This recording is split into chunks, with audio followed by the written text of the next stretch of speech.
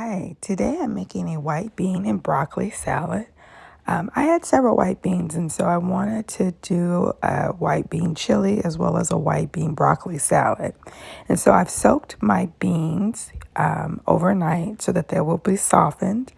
And I actually want to flavor these white beans. So I'm cooking them, just about a cup of them with one bouillon cube for about 30 minutes just to soften them.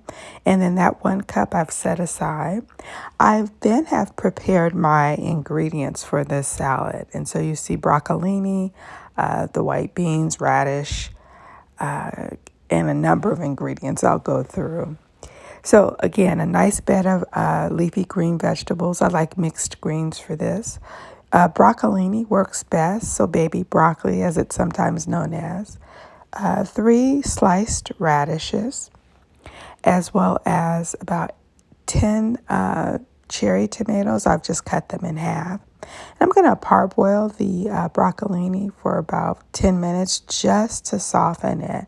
And then I cut it up and add it to the bed of lettuce. It's a little bit overcooked, so maybe 8 minutes, 9 minutes. I then add the flavored cannelli beans, or white beans as they're called, to the salad. And then I'm adding my red onion and radishes to the salad. And I top it off with my tomatoes. Next, I'm going to toss the salad and just mix all of the ingredients together.